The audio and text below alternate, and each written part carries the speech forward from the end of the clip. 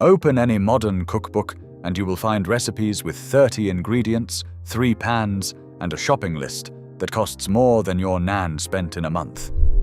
But somewhere between the rise of Deliveroo and the fall of the corner butcher, we forgot that British women fed entire families from a single pan, a handful of whatever was left in the larder, and sheer bloody-minded ingenuity. Number 18 on this list uses an ingredient most people throw straight in the bin. Number 7 was so cheap that even during rationing it never ran out. And number 1 is a dish so simple, so brilliant, that professional chefs are now putting it on tasting menus at 40 quid a plate. Your Nan charged nothing. These are the 25 one-pan dinners that vanished from British kitchens. Let us count them down. Number 25. Corned beef pan hash. Every kitchen cupboard in the 1950s had a tin of corned beef sitting behind the tea caddy like a quiet insurance policy. When payday was still 3 days off and the fridge held nothing but a few sad potatoes and half an onion, your Nan reached for that tin. She diced the potatoes small, sliced the onion thin, and crumbled the corned beef into a heavy frying pan with a knob of dripping. The whole lot cooked together, pressed flat with a fish slice, and left alone until the bottom turned dark and crunchy. That crust was everything. Salty, crisp, almost caramelized, with soft pink meat and melting potato underneath. A tin cost about 1 shilling in 1955. The potatoes were pennies. The onion came from the garden. Total cost for a family of 5 was less than 2 shillings, and every plate came back clean. Children fought over the corner pieces where the crust was thickest. Mothers stood at the stove, pressing the hash down again and again, knowing that patience made the difference between a meal and a masterpiece. We buy frozen hash browns now for twice the price and half the flavor. Your Nan made something better from almost nothing. Number 24. Bubble and squeak. Monday night meant bubble and squeak in every terraced house from Newcastle to Newquay. Your Nan scooped up whatever survived from Sunday's roast, cold potatoes, limp cabbage, maybe a lonely parsnip, and mashed the lot together with her hands before dropping it into a smoking hot pan of bacon fat. The sizzle was the starting gun. The smell of frying cabbage drifted through the house, dividing the family instantly. Some loved it, some endured it. But nobody left the table hungry. The trick was leaving it alone long enough for the bottom to go properly golden and crisp. Your Nan knew this by sound, not by timer. When the hissing dropped to a gentle crackle, she flipped the whole cake in one brave motion. A good flip meant supper. A bad flip meant scrambled bubble, which tasted just as good but earned less respect. By the early 1960s, the National Food Survey showed that leftover vegetables appeared in over 60% of Monday meals across Britain. Bubble and squeak was not a recipe. It was a principle. Waste nothing. Fry everything. Feed everyone. Number 23. Egg and bacon. Pan fry with bread. When your Nan had nothing planned and the family was due home in 20 minutes, she reached for the frying pan and the bacon. 3 rashers of back bacon went in first, rendering their fat until the kitchen smelled like Saturday morning. Then she cracked eggs straight into the bacon grease, spooning the hot fat over the whites until they set with crispy, lacy edges. The final act was bread. Thick slices of mother's pride pressed into the remaining fat and fried golden on both sides, served on one plate, straight from the pan, with brown sauce on the side. The whole meal took 8 minutes and cost less than a shilling. No recipe book, no measuring, just instinct and a hot pan. Children ate this standing at the kitchen counter, too hungry to wait for the table to be laid. This was emergency cooking elevated to an art form. Today we call it a deconstructed fry-up and charge £12 for it at a brunch cafe. Your Nan would have laughed. Number 22. Pan-fried liver and onions. That smell, sharp, metallic, unmistakable, meant liver night. Your Nan bought lamb's liver from the butcher for pennies, sliced it thin, and fried it fast in a screaming hot pan with butter. 30 seconds each side. No more. Overcooked liver was shoe leather, and she knew it. The onions went in first, cooked slow and sweet until they collapsed into golden ribbons. Then the liver went on top, just long enough to take color. A splash of oxo gravy made from the pan juices finished it, served with mash and a stern look that said, "Eat it all." By 1956, liver cost about 10 pence a pound, a fraction of the price of steak. It was rich in iron, cheap as chips, and available at every butcher on every high street. Children who complained were told it would put hair on their chest, which convinced nobody but silenced everyone. The skill was speed. Your Nan could have the whole meal on the table in 15 minutes flat, using one pan and one wooden spoon. When supermarkets started selling pre-packed liver that sat in plastic for days, the quality collapsed. The dish that depended on freshness could not survive the chill cabinet. Number 21. Fried spam and eggs. The pink block of processed meat that divided generations. Your Nan sliced it thick, about half an inch, and fried it in a dry pan until both sides went golden and slightly crispy. The fat inside the spam rendered out, creating enough grease to fry an egg alongside. By the late 1950s, a tin of spam cost about 1 shilling and 3 pence. It fed 4 people easily, with bread and butter on the side. Children either loved the salty sweetness or hated the wobbling pink slab with equal passion. There was no middle ground with spam. The trick was getting that crust. Low heat, patience, and no touching it until it released from the pan on its own.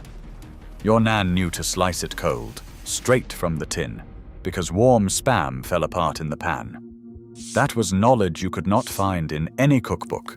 It came from doing it 200 times. Number 20. Welsh rarebit in the pan. Not cheese on toast. Never call it cheese on toast. Your Nan grated sharp cheddar into a heavy saucepan with a splash of ale, a teaspoon of mustard, a shake of Worcestershire sauce, and a knob of butter. She stirred it over low heat until it became a thick, bubbling paste, then spooned it over bread and slid the lot under the grill. But in homes without a working grill, and there were many in the 1950s, she made it entirely in the frying pan. Bread fried in butter on one side, flipped, and the cheese mixture spooned onto the uncooked side while the bottom crisped. The cheese melted and browned from the pan's heat alone.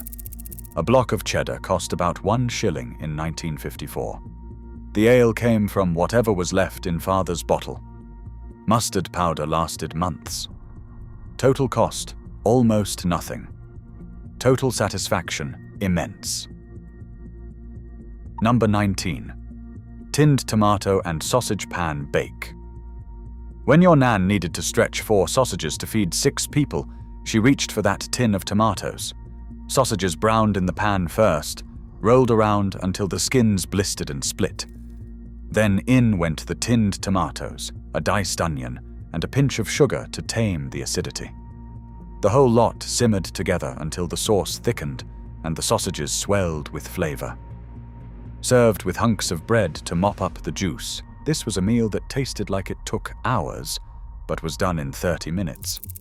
By 1960, a pound of pork sausages cost about 2 shillings. A tin of tomatoes was 6pence. The bread was already on the counter. Children would tear bread into strips and drag them through the sauce, turning their plates into abstract paintings of red and brown. Mothers watched the pot, adjusting seasoning by taste, never by measurement. This dish survived into the 1970s before frozen ready meals muscled it off the table. A shame, because nothing in the freezer aisle has ever matched the simplicity of sausages swimming in tomato. Number 18. Bacon bone and potato pan stew. Here is where your Nan turned rubbish into gold. The bacon bone, that knobbly, meaty offcut the butcher practically gave away, became the foundation of a one-pan stew that could feed an army. She placed the bone in the pan with water, brought it to a simmer, then added chunked potatoes, a diced onion, and whatever root vegetables were lurking in the bottom of the vegetable rack. The bone released smoky, salty flavor into the liquid as it cooked, turning plain water into something approaching stock. After an hour, she fished out the bone, stripped the meat, and stirred it back in. The potatoes broke down at the edges, thickening the broth naturally. No flour needed. A bacon bone cost 2p. Sometimes the butcher gave it free if you were a regular. Potatoes and onions were pennies. The whole pot fed 6, and it tasted like your Nan had been cooking since dawn. She had been cooking for 40 minutes. That bacon bone trick died when supermarkets stopped selling bones altogether. You cannot buy what the supply chain decided was waste. Pan-fried bread and dripping with onions. Bread and dripping was survival food, but your Nan elevated it. She melted a spoonful of beef dripping in the pan, fried sliced onions until they turned sweet and dark, then laid thick bread slices into the same pan, pressing them into the onion-flavored fat. The bread soaked up everything, turning golden and crispy on the outside, soft and savory within. Topped with those caramelized onions and a shake of salt, it became something that tasted far better than it had any right to. By 1952, a pot of dripping sat on nearly every kitchen shelf in working-class Britain. Children ate this for tea when money was short, never knowing it was a hardship meal because it tasted like a treat. That transformation, turning poverty into pleasure, was your Nan's greatest kitchen skill. Number 16. Cheese and onion pan pie. No pastry. No rolling pin. No oven required.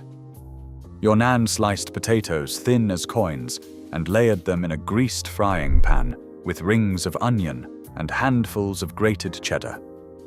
A splash of milk went in, the lid went on, and the whole thing cooked low and slow on the hob until the potatoes softened and the cheese melted into golden pools. The bottom layer turned into a crispy potato crust that held the whole thing together when she turned it out onto a plate. It looked like a proper pie. It ate like a proper pie. But it was made from 3 ingredients and 1 pan in 40 minutes. Cheese, potatoes, and onions were the holy trinity of the post-war larder. They were always available, always affordable, and in your Nan's hands, always enough. Number 15. Mince and onion pan hash. A pound of beef mince, an onion, and a handful of leftover boiled potatoes. That was the entire shopping list. Your Nan browned the mince in the pan, breaking it up with a wooden spoon until every bit had color. The onion went in next, softening in the meat fat. Then the potatoes, roughly chopped or mashed, were stirred through until everything merged into a thick, savory hash. A splash of OXO dissolved in hot water made the gravy.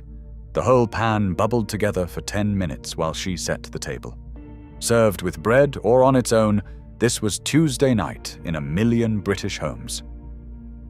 Mince cost about 2 shillings a pound in 1958. The rest was scraps. Your Nan did not call this a recipe. She called it tea. Number 14. Sardine and tomato toast pan. Tinned sardines were the unsung heroes of the British larder. Your Nan opened a tin, mashed the sardines with a fork, spread them on bread, topped them with sliced tomato, and fried the whole lot in a pan with butter until the bottom went crisp and the tomato softened on top. The oil from the sardines soaked into the bread, creating a rich, savory base that made children forget they were eating fish from a tin. A tin cost about 6p in the early 1960s and contained enough protein to anchor a proper meal. Mothers knew sardines were good for you long before anyone talked about omega-3. They just called it cheap and filling. Number 13. Potato and onion fry up. This was the meal of absolute last resort. When the cupboard was bare except for potatoes and an onion, your Nan made this. Potatoes sliced thin, onion sliced thin, fried together in whatever fat was available until the edges went crispy and the centers turned soft. A shake of salt, a crack of pepper, and that was supper. No meat, no extras, just starch, allium, and heat. It sounds like nothing. It tasted like everything when you were hungry. Children sat at the table, forks ready, watching the pan. The smell of frying onions meant food was coming, and that was enough. During the hardest weeks, this appeared 3 or 4 times. Nobody complained because everybody understood. You ate what there was, and you were grateful. Potatoes cost about 2 pence a pound in 1954. An onion was a halfpenny. Your Nan fed 5 people for less than the price of a newspaper. Number 12. Sausage and mash pan supper. Your Nan cooked the sausages in the pan first. Then she removed them and made the gravy in the same pan from the rendered fat, a crumbled OXO cube, and a splash of water. The mash was made separately. But the magic happened in that single frying pan, where the sausage drippings became the richest gravy you have ever tasted. She put the sausages back into the gravy to keep them warm while she finished the mash. Children watched the brown liquid bubble, knowing that gravy made from actual meat drippings tasted nothing like the stuff from a packet. By 1962, sausages were the most consumed meat product in Britain. A pound of pork sausages cost about 2 shillings. The OXO cube cost less than a penny. Your Nan stretched that pan of gravy to cover 6 plates and made each one taste like Sunday. Number 11. Bacon and cabbage pan fry. A head of cabbage, shredded fine, dropped into a pan where bacon lardons had been rendering their fat. The cabbage hit the hot grease and hissed, shrinking and absorbing the smoky, salty flavor. Your Nan tossed it with a wooden spoon, letting the edges catch and char slightly. A splash of vinegar at the end cut through the richness. Served with bread, this was a complete meal that cost almost nothing. Cabbage was the vegetable that never let a British family down. Always in season, always cheap, and in the right hands, always delicious. The vinegar trick was essential. Without it, the dish was heavy and flat. With it, every bite had brightness and life. Your Nan learned that from her mother, who learned it from hers. Number 10. Fried egg and chip pan supper. Not from the chippy, from the pan. Your Nan peeled potatoes, cut them into thick chips, and fried them in beef, dripping until they turned golden outside and fluffy within.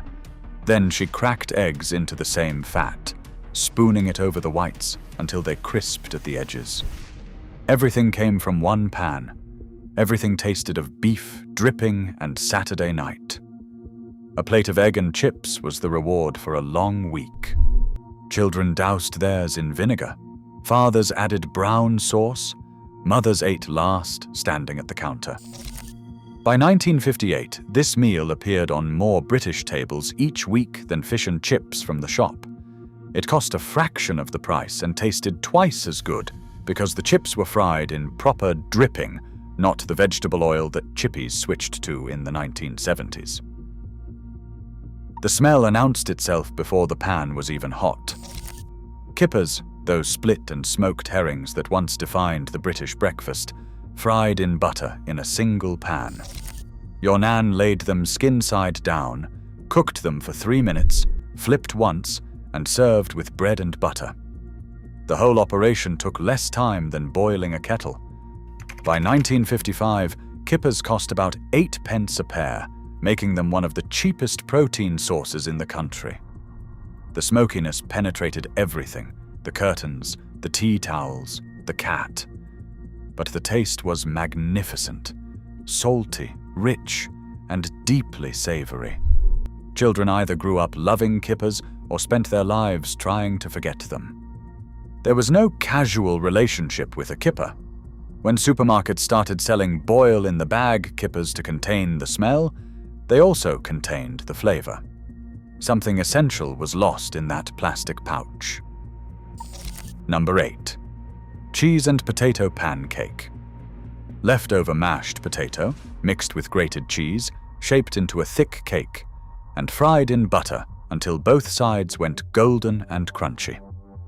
Your Nan made this from yesterday's dinner and turned it into today's tea. The cheese melted inside, creating pockets of molten cheddar throughout the crispy potato shell. A fried egg on top made it a feast. The entire meal used leftovers and a single pan. Nothing was bought. Nothing was wasted. The skill was in the pressing. Your Nan flattened the cake firmly so it held together in the pan, then left it alone.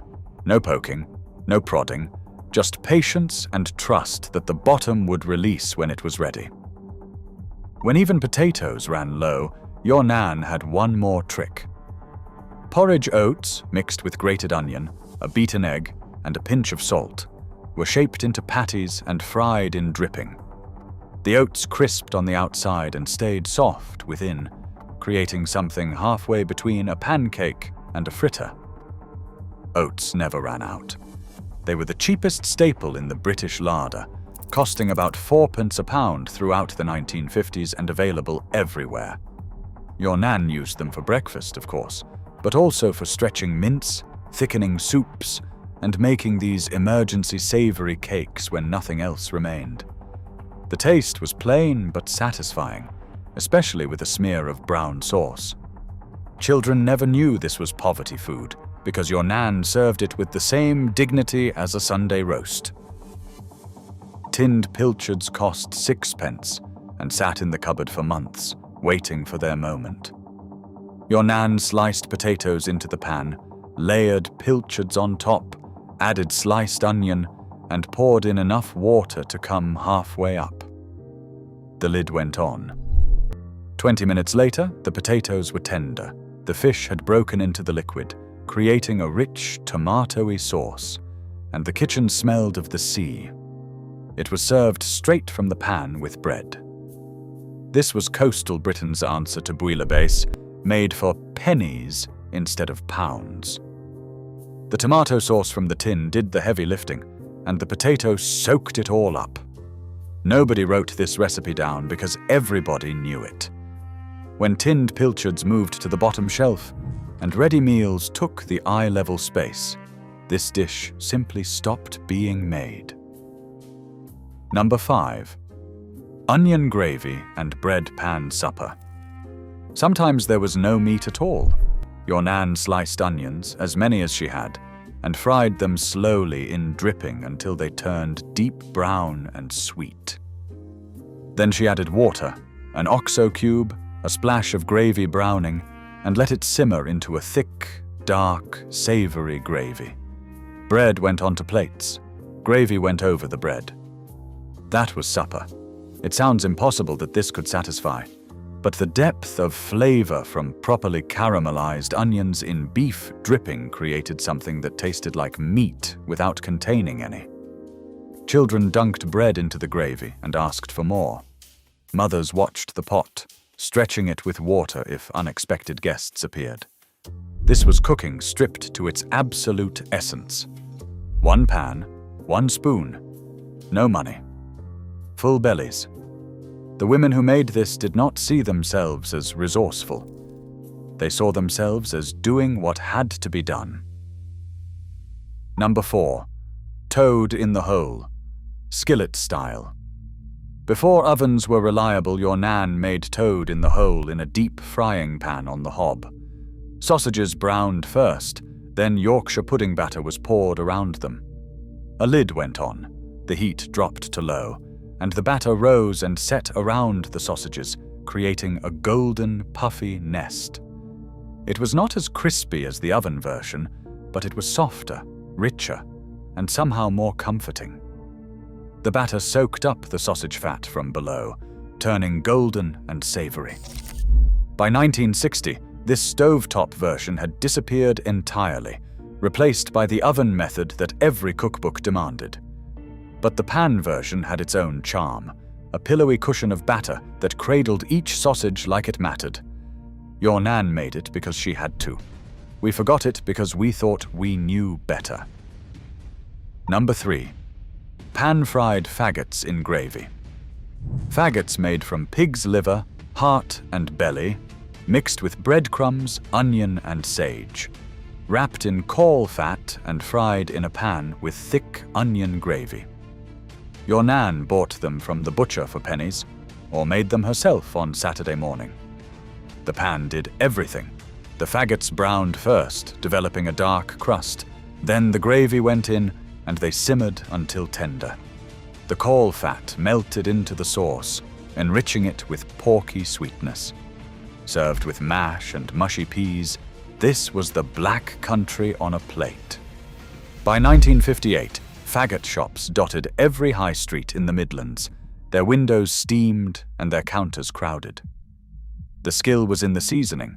Every family had their own blend, and the result was a meal of extraordinary depth from the cheapest cuts imaginable. Supermarkets sell faggots in plastic trays now. They are not the same. They will never be the same. Layers of sliced potato, onion and cheese are built up in a heavy pan and cooked slowly on the hob until the bottom crisps into a golden shell and the cheese melts through every layer. This Northumberland classic needed nothing but patience and a good pan. No oven, no grill, just low heat and time. Your Nan greased the pan with dripping, laid in potato slices like tiles on a roof, scattered onion and cheese, then repeated until the pan was full. The lid went on, and she walked away. 30 minutes later, the kitchen smelled of browned butter and melting cheddar. She would slide it onto a plate, flip it, and slide it back to crisp the other side. The reveal, a gleaming golden disc of layered potato and cheese, looked like something from a French bistro. It cost less than a shilling. It fed the whole family. And it needed nothing but one pan and a woman who knew that cheap food did not have to taste cheap. Number 1. Potatoes, onions, and whatever was left. No proper name, no recipe, no cookbook entry. Just a pan, some spuds, an onion, and whatever scrap of meat, vegetable or seasoning your Nan could find. This was the dish that had 1,000 versions and no author. On Monday it might have leftover lamb. On Wednesday it might have a tin of beans. On Friday it might have nothing but salt and determination.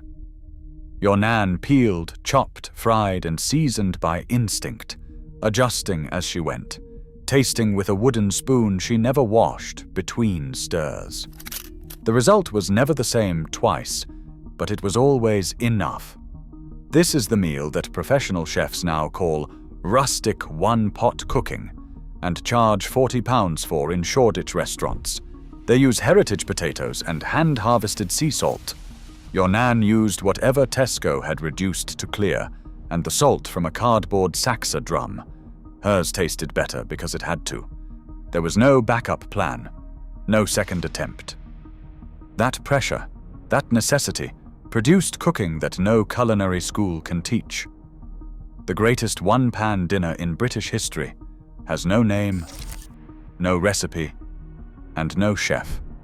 It has a Nan, a wooden spoon, and the unshakable belief that something can always be made from nothing. Try one this week, just one. Try the corned beef hash, the pan Haggerty, the onion gravy over bread.